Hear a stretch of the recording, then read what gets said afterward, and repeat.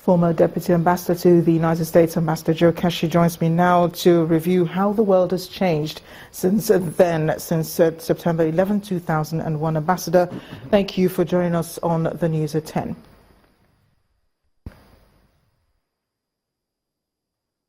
Thank you, Amarachi.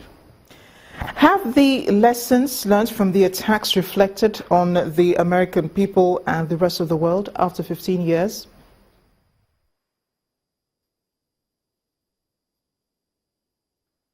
Well, in some ways, you know, this was a spectacular attack or an extraordinary event that changed America itself and the rest of the world. The attack and the reactions have, in so many ways, shaped American foreign policy for the last 15 years and has led to a number of unintended consequences which we are probably dealing with, today. You can look at the whole world and see, and look at one event after the other. These are all as a result of that unfortunate and dreadful event, 15 years ago.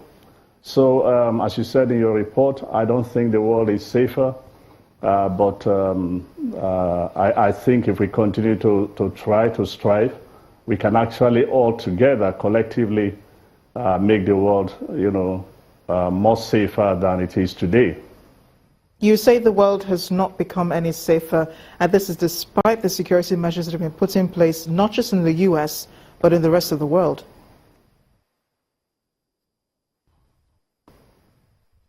When you look at what has happened since 9/11, in fact, in one of your comments, you actually named a number of countries that has experienced terrorist attacks since 9/11.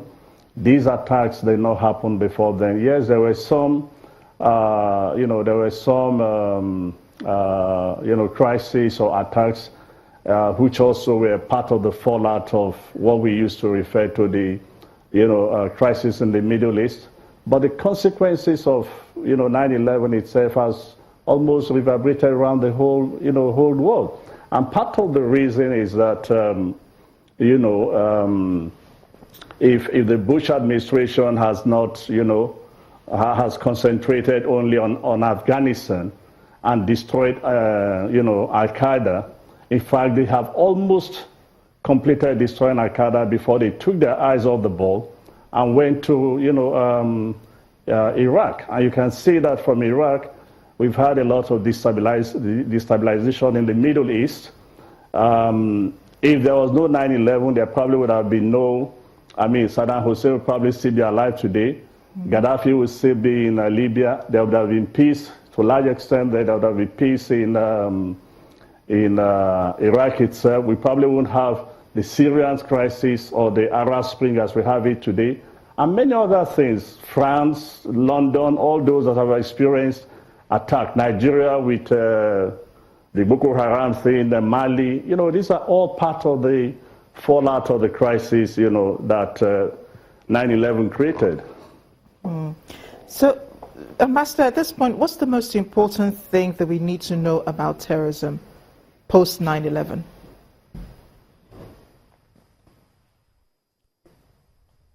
Well, post 9/11, I think we are all now, not number one, you could say that even on a number of, even individually in so many ways it has affected us. And I think the first thing we really need to understand is that, look, it has affected us in so many ways and has changed the world itself. I mean, I give you one typical example. Before 9/11, I'm sure if you traveled out of this country, you can attest to, what it was, how you go around the airports without difficulties or challenges. Today, you know what it is to go around, any airport in the world. Even our local domestic airports here, we experience, challenges.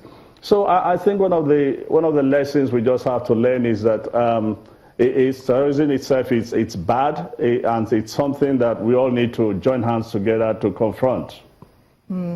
And can it be defeated in the long run? Because you have different countries all fighting against terror, including Nigeria and so on. Can it be defeated eventually?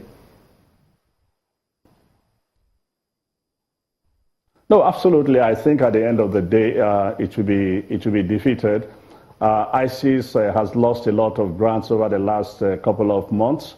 Even here in Nigeria, Boko Haram is almost out of the radar, and I think in Afghanistan itself, where we all know that the 9/11 was planned, you know, Al-Qaeda too has been degraded to a significant extent.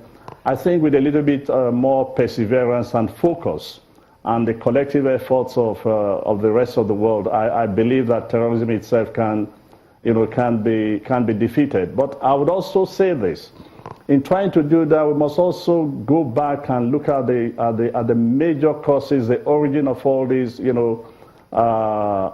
anger that has provoked and created 9/11. It started somewhere in the Middle East, and we got to find a way of resolving those crises.